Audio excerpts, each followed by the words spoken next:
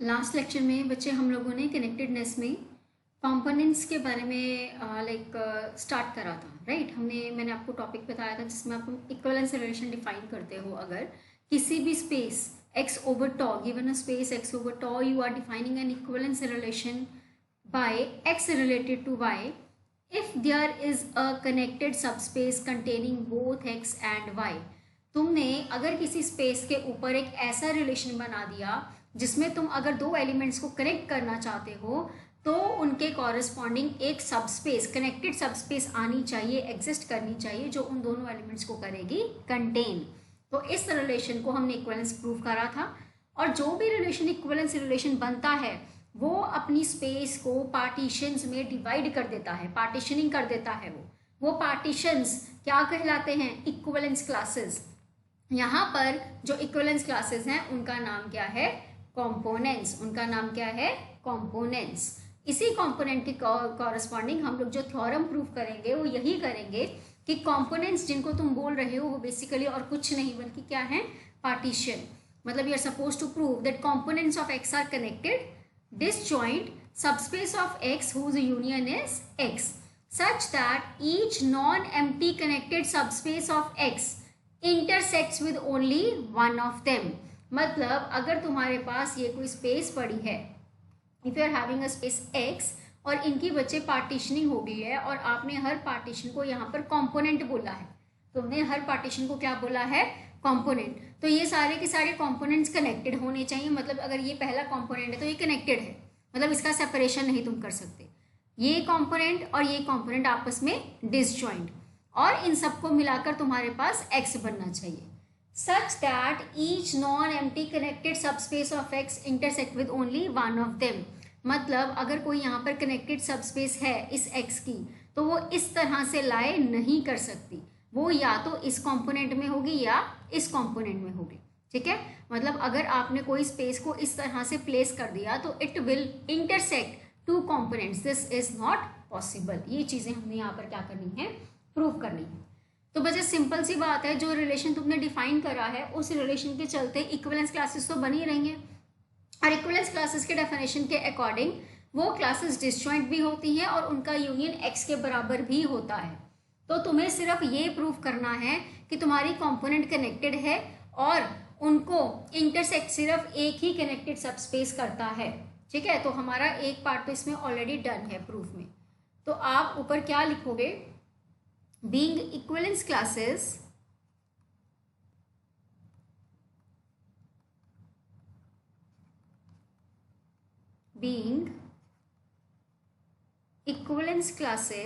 ये हमने डेफिनेशन में लिखा है कि इन इक्विवेलेंस क्लासेस को हमने कंपोनेंट्स बोला है। being equivalence classes, the components of x are disjoint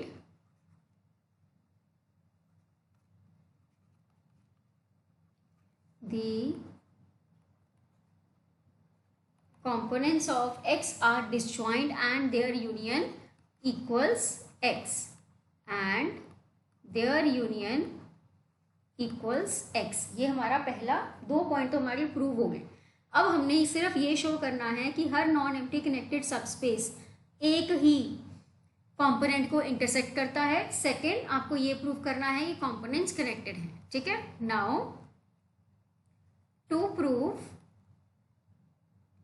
each connected subspace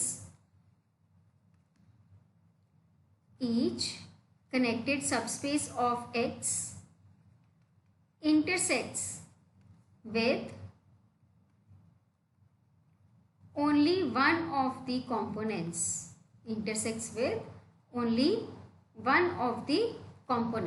ठीक है, तो तुमने यहाँ पर एक कनेक्टेड सबस्पेस लेके चलना और सपोज कर लो कि वो दो कंपोनेंट्स को इंटरसेक्ट कर रहा है। ठीक है, suppose A be a non empty connected subspace of x that intersects two components of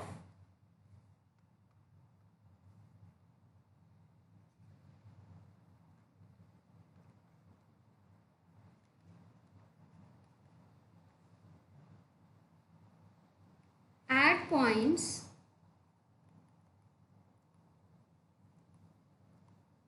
x1 and x2 respectively. तो हमारे पास हमने क्या करा है, हमने एक नॉन एम्प्टी कनेक्टेड सबस्पेस बच्चे ले लिया x का, जो कि तुम्हारे दो कंपोनेंट्स को इंटरसेक्ट करता है eight points x1 and x2 respectively. अब हमने ये देखना है कि क्या जो हमने ये पॉसिबिलिटी ली है ये सही है, what the result we will get. ठीक है, तो अब बच्चे आपने डेफिनेशन लगा देनी है यहाँ पर कंपोनेंट्स की। अगर तुम्हारे पास कंपोनेंट C1 एंड C2 हैं और तुम्हारा जो A है वो इन दोनों को x1 x2 पे इंटरसेक्ट कर रहा है, मतलब वो कुछ इस तरह का दिखेगा, this is C1, this is C2 and A is intersecting both of them. This is C1, this is C2, this is A. It is intersecting both ना at point x1 and at point x2. तो बच्चे हमारा ये जो x1 x2 point है ये आपको clearly दिख रहा है कि ये A को बिलोंग करेगा ही करेगा। और अगर ये A को बिलोंग कर रहा है, A क्या है तुम्हारा कनेक्टेड सबस्पेस, तो डेफिनेशन के अकॉर्डिंग अगर कोई कनेक्टेड सबस्पेस पड़ी है तो वो तुम्हारे स्पेस के दो पॉइंट्स को कंटेन करती है, तो वो दोनों के दोनों पॉइंट्स आपस में क्या होते हैं, रिलेट करते हैं। ठीक है, तो हम यहाँ पे क्या लिखेंगे, since x1 x2 belongs to A and A is connected subspace of X, A is connected subspace of X, x1 x2 belongs to A and A is a connected subspace of X, therefore x1 is related to x2। अगर x1 x2 से relate करता है तो इसका मतलब x1 and x2 belongs to the same equivalence class, x1 x2 belongs to the same equivalence class and बच्चे this is possible only if C1 is equal to C2। अगर तुम्हारे दो अलग अलग एलिमेंट्स हैं और वो सेम इक्विवेलेंस क्लास को बिलोंग कर रहे हैं तो आपके पास ये सीधी सी बात है कि दो कंपोनेंट्स आपस में डिसजॉइंट हैं या वो बराबर हैं। अगर दोनों के दोनों सेम क्लास को बिलोंग कर रहे हैं तो इसका मतलब आपके कंपोनेंट्स सेम ही होंगे। That means a non empty connected subspace, a non-empty connected subspace of X intersects only one of the components,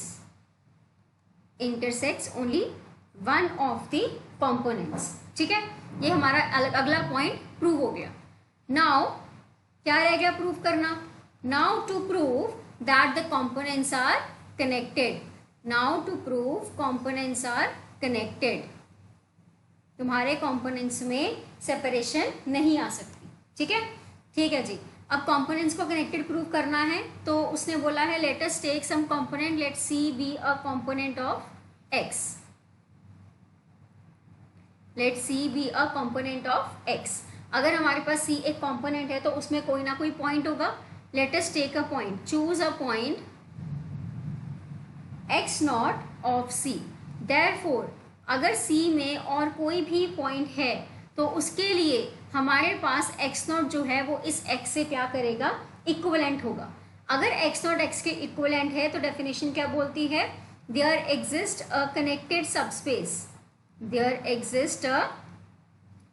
subspace AX of X containing both x0 and x।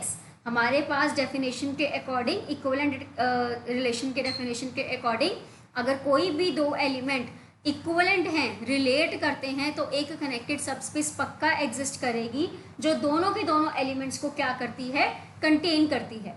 मतलब ये जो x की आप बात कर रहे थे, ये x किसका एलिमेंट है, ax का, और ax किसका सबसेट है, c का। मतलब हमारे पास for all x belonging to c आपके जो x वाले एलिमेंट्स हैं वो ax को क्या कर रहे हैं बच्चे, बिलोंग कर रहे हैं। तो x के साथ अगर तुम कोई भी सिंगलटन सेट बनाओगे वो ax का सबसेट हो जाएगा and further it will be a subset of c। तो हम इस तरह से सारे एलिमेंट्स का यूनियन ले लो, taking union over all x belonging to C.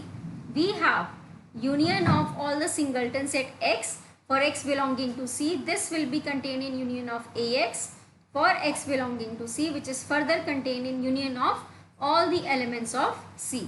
तो बच्चे अगर सारे के सारे C के एलिमेंट्स का सिंगल्टन सेट का तुमने यूनियन लिया है, this ultimately becomes C. This is a subset of union of Ax for x belonging to C, and this is ultimately C. So this relation says that C is equal to union of Ax for x belonging to C, where Ax is connected subspace of X. Ax is connected subspace of X. So C being the union of connected subspaces will be connected. C being union of connected subspaces of X is connected. ये तुम्हारी बच्चे अगली theorem prove हो गई. ठीक है, हमने अपना इक्विवेलेंस रिलेशन जो डिफाइन करा था, उस इक्विवेलेंस रिलेशन के अकॉर्डिंग जो पार्टीशंस बनी उसका नाम क्या है? कंपोनेंट्स.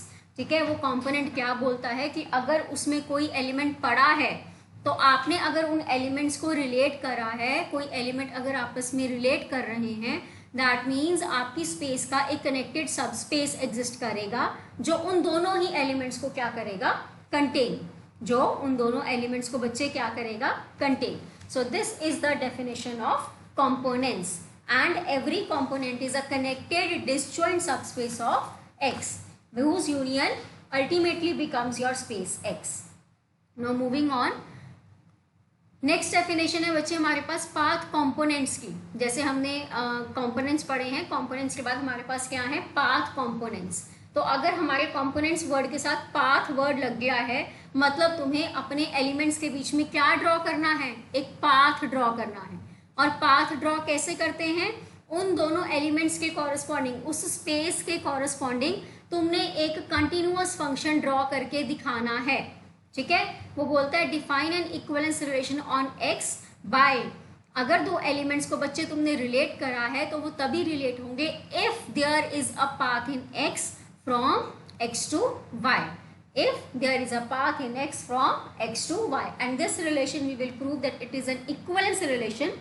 अगर ये इक्विवेलेंस रिलेशन है बच्चे तो दोबारा से वही बात कि वो आपके पार्टीशनिंग करेगा स्पेस की. अगर वो पार्टीशनिंग करता है तो उस स्पेस को, सॉरी, उस पार्टीशन को तुम इक्विवेलेंस क्लास बोलते हो. और अगर वो इक्विवेलेंस क्लास को तुमने यहाँ पर तुमने इक्विवेलेंस क्लास को क्या नाम देना है? Path components. ठीक है, तो बच्चे ये तुम्हारा पहला, अब इसका पाथ कंपोनेंट का थ्योरम क्वेश्चन जो भी है कि ये तुम्हारे पास अगर रिलेशन डिफाइंड है तो तुमने इस रिलेशन के कॉरस्पॉन्डिंग इक्विवेलेंस रिलेशन ड्रॉ करके दिखाना है. तो बच्चे से वही बात है दोबारा से कि you have to prove 3 things: reflexive, symmetric and transitive. हमने ये तीनों चीज़ें यहाँ पर क्या करनी है? प्रूव करनी है. रिफ्लेक्सिव का मतलब every element is connected to itself. Symmetric, अगर x y से रिलेट करता है तो y x से रिलेट करेगा. ट्रांजिटिव, अगर x y से रिलेट करता है, y z से रिलेट करता है तो x z से पक्का रिलेट करेगा ही करेगा. तो ये हमने 4 बातें यहाँ पे क्या करनी है? प्रूव करनी है. ठीक है, ओके जी. तो हमारे पास प्रूफ, सबसे पहला बच्चे, this relation is reflexive. This relation is reflexive. तो रिफ्लेक्सिव के लिए बच्चे तुमने एक एलिमेंट ले लेना है. Let x belongs to capital X. अगर अपने साथ ही रिलेट कराना है तो तुमने क्या करना है? तुमने x से x तक एक पाथ ड्रॉ करना है. पाथ x से x तक कैसे ड्रॉ होगा? एक फंक्शन बनाना पड़ेगा. वो फंक्शन क्या होगा? Constant function. Then a constant path f from AB to x defined by f of t is equal to x for all t belonging to closed interval AB is such that आप f of a का answer भी x बनाओगे और f of b का answer भी x बनाओगे. तो हमने एक कांस्टेंट फंक्शन को ड्रॉ कर दिया. कांस्टेंट फंक्शन हमेशा कंटिन्यूअस फंक्शन होता है, तो x is related to itself. So this implies our relation is reflexive. Second में बच्चे हमने प्रूव करना है सिमेट्रिसिटी। उसके लिए हमने दो एलिमेंट्स ले लिए। Let x comma y belongs to x be such that x is related to y।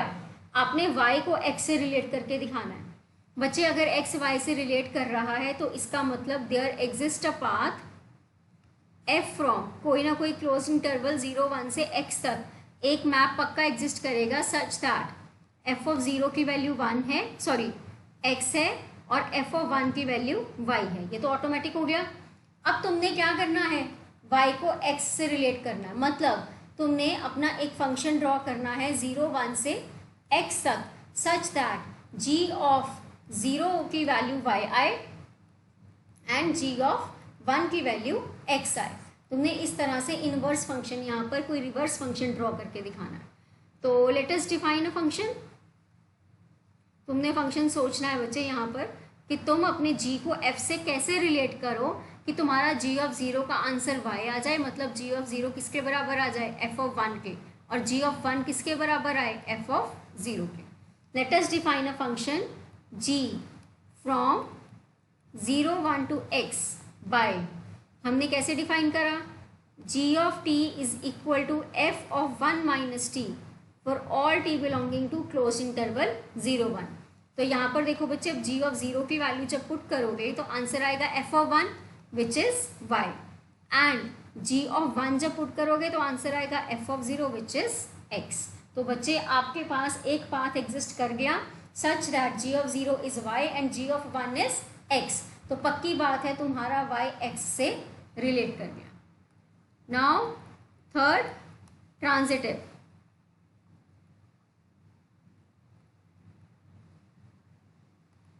Transitive के लिए let x y z belong to x be such that x is related to y and y is related to z। तुमने x को z के साथ relate करके दिखाना है। तो दो पाथ तो तुम सीधा सीधा बना दो। There exist a path f from 0 1 to x such that f of 0 is x, f of 1 is y, and there exists a path f from 1 comma 2 to x such that, यहाँ पे बच्चे इसको g बोल देते हैं, such that g of 1 is y and g of 2 is z। अब तुमने क्या करना है, तुमने x को z से रिलेट करना है। मतलब तुमने इन दोनों को कंबाइन करके एक ऐसा फंक्शन बनाना है जिससे तुम्हारे पास एक h फंक्शन बनाना है कि h ऑफ 0 का आंसर x आ जाए, h ऑफ 2 का आंसर z आ जाए। ठीक है, मतलब तुमने इन दोनों को क्या करना है, कंबाइन। तो अगर तुम्हें याद होगा हमने पेस्टिंग लेमा करा था, तो यहाँ पर हम बाय पेस्टिंग लेमा उसका डेफिनेशन लगाएंगे कि by pasting lemma there exist a continuous function h from 0 to x defined by, ये जो h of x है बच्चे, इसका आंसर हमने कैसे डिफाइन करना है। अगर हमारा x 0 1 इंटरवल में से है तो आंसर f of x आएगा। अगर हमारा x 1 2 इंटरवल में से है तो आंसर gx आएगा। ठीक है, तो क्लियरली अगर आपके पास h of 0 की वैल्यू आएगी तो h of 0 का मतलब f of 0 और f of 0 का मतलब x, एंड अगर तुमने बच्चे h of 2 का आंसर निकालना है तो that will be g of 2 and g of 2 is z। Therefore there exists a path h from 0 to x defined by h of 0 x, h of 2 z। So this implies x is related to z. Therefore the relation defined is an equivalence relation. ये बच्चे हमारे पास equivalence relation define हो गया। तो likewise तुम्हारे पास जो relation define हुआ है, इस रिलेशन के अंडर तुम्हारे जो इक्विवेलेंस क्लासेस हैं उनका नाम क्या होगा, पाथ कंपोनेंट्स। उनका नाम क्या होगा, पाथ कंपोनेंट्स। तो बच्चे जैसे हमने अपनी प्रीवियस थ्योरम एक करी है कि अगर आपके पास कंपोनेंट्स पड़े हैं तो components they form the partitioning of x। तुमने सेम पाथ कंपोनेंट के लिए क्या करना है, प्रूव करना है कि जो पाथ कंपोनेंट्स हैं तुम्हारे वो पाथ कनेक्टेड हैं, डिसजॉइंट हैं, उनका यूनियन x के बराबर है और each non empty path connected subspace intersects one of them. ठीक है, ये सब पॉइंट्स हमने पाथ कंपोनेंट के लिए भी प्रूव करने हैं and I hope this theorem you can do on your own. Theorem है जो पाथ कंपोनेंट्स हैं x के, path components of x are connected, path connected, disjoint subspaces of x whose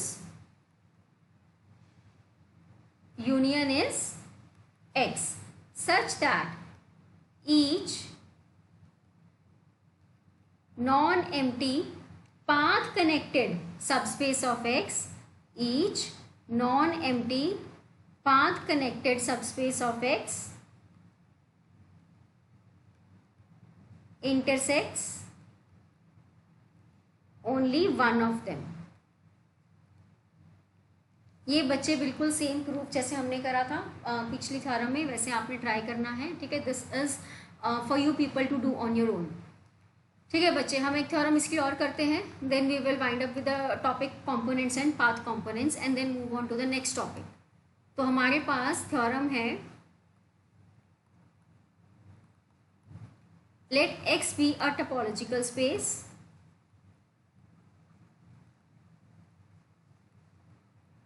let x be a topological space, then पहला point, each component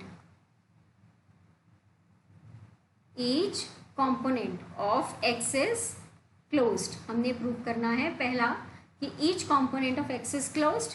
second, if x has a finite number of components, अगर तुम्हारे x के पास finite number of components हैं then each component is open.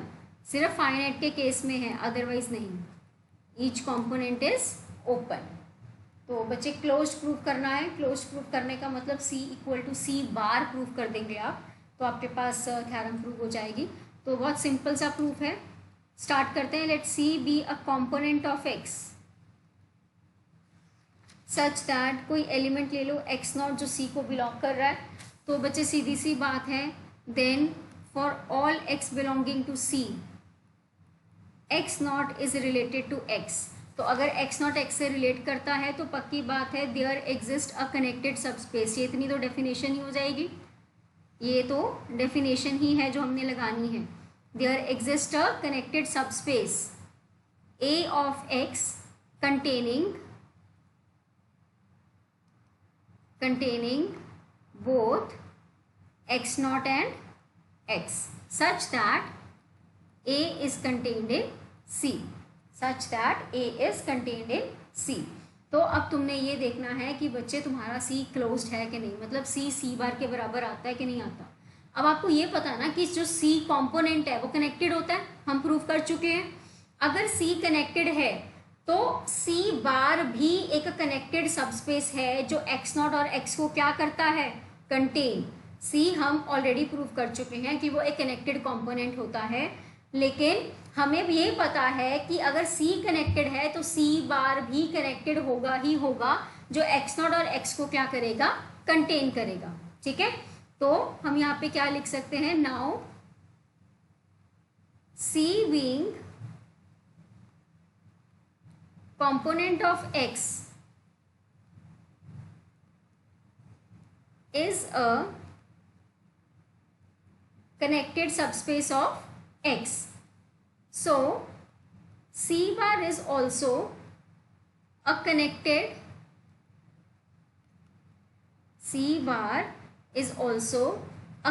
subspace of x containing both x not and x।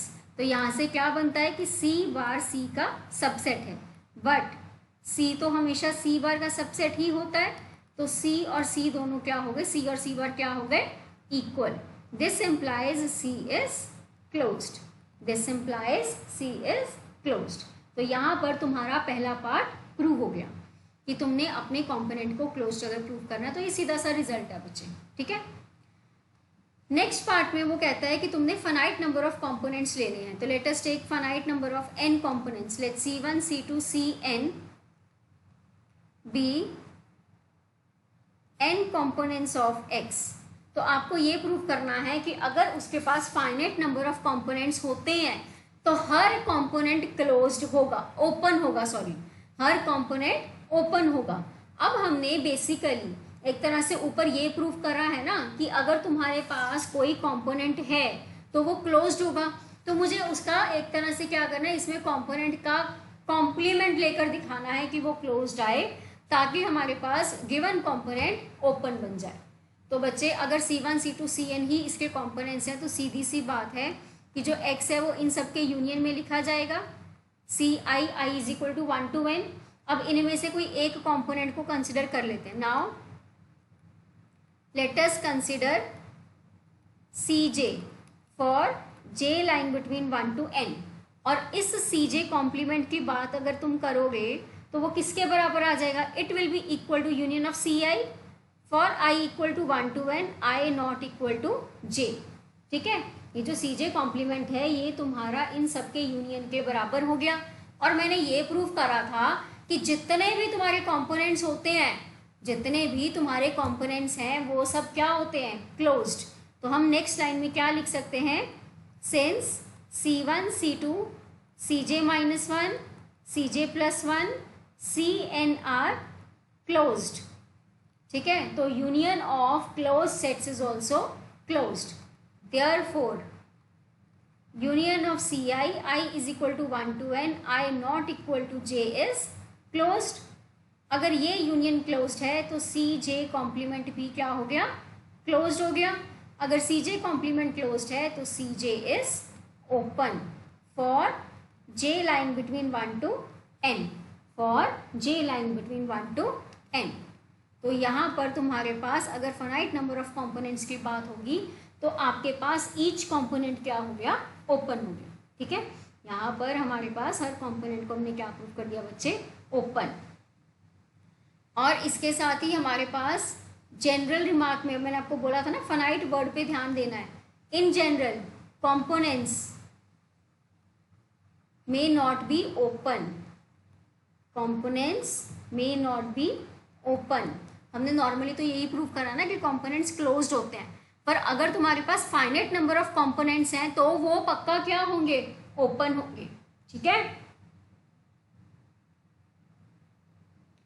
यहाँ पर हमने पिछली theorem में प्रूव ये करा था कि तुम्हारे पास हर कंपोनेंट क्या होता है, वैसे क्लोज्ड होता है, पर अगर फाइनाइट नंबर है तो वो ओपन होगा। अब फाइनाइट नंबर में हम लोगों ने यही प्रूव करा था ना यहाँ पे कि तुमने अगर इस x को लिया है और इसमें तुम्हारे पास फाइनाइट नंबर ऑफ कंपोनेंट्स हैं, ठीक है, this is C1, this is C2, this is C3, C4, C5 and C6।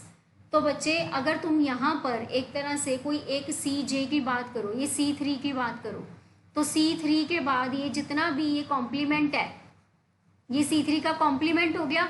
ये C3 का कॉम्प्लीमेंट किसके बराबर है, यूनियन ऑफ Ci's के, for C3 is equal to union of Ci, i is equal to 1 to 6, for i not equal to 3। तो ये सारे components हमने प्रूव करे ये क्लोज्ड होते हैं, तो ये यूनियन क्या, कॉम्प्लीमेंट, तो ये यूनियन क्लोज्ड हो गया तो उसका कॉम्प्लीमेंट ओपन। तो फाइनाइट के केस में हम इसको इस तरह से डील कर सकते हैं, but not in the case of general components. इसका एक काउंटर एग्जाम्पल देके देख लेते हैं। हमने एक सबसेट ले लेना है Q का एक सबसेट E ले लिया हमने। Let E be the subset of Q such that E contains more than one element, such that E contains more than one element। मतलब इसके पास दो एलिमेंट्स तो हैं। Let x y belongs to E such that x is less than y।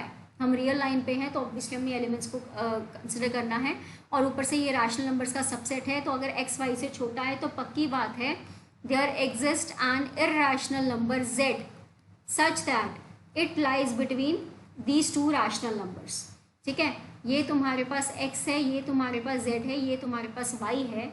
अब तुम अगर बात करते हो कंपोनेंट्स की, तो कंपोनेंट्स में -∞ to z and z to infinity 2 हिस्से बन जाते हैं। हम उन हिस्सों को नाम दे देते हैं, let g equal to -∞ to z, h is equal to z to infinity. ठीक है, तो पक्की बात है कि g भी नॉन एम्प्टी हो गया, h भी नॉन एम्प्टी हो गया। क्यों? क्योंकि g में तुम्हारे पास x पड़ा है और h में तुम्हारे पास y पड़ा है। एंड इनका यूनियन अगर तुम देखोगे तो वो तुम्हें पूरी की पूरी लाइन मिलेगी, एक्सेप्ट z, क्योंकि z ओपन लिया हुआ है हमने। ठीक है, तो बच्चे मेरे पास यहाँ पर 2 सेट्स हमने कंसिडर कर लिए। जो g और h हैं वो हमारे रियल लाइंस पे हमने डिस्ट्रीब्यूट कर दिया है। अब उसके बाद जो हमने e की बात करी थी, अगर e q का सबसेट है और q r का सबसेट है तो e r का सबसेट हो गया, है ना।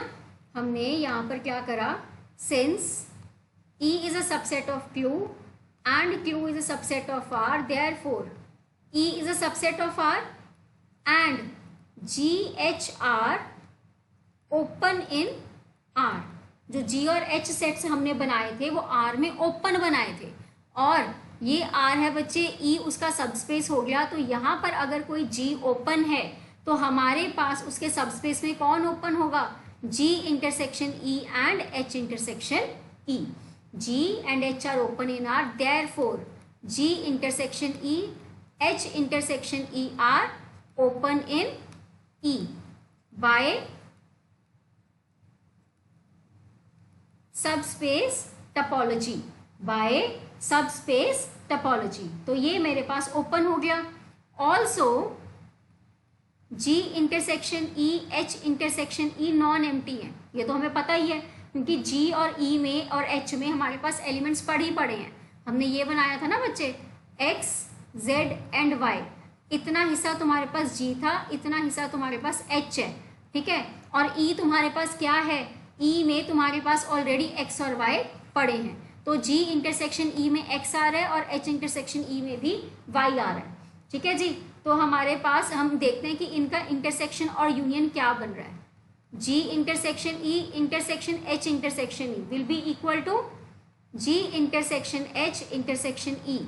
Now G and H, they have nothing in common, so phi intersection E, which is phi. Now let us talk about the union.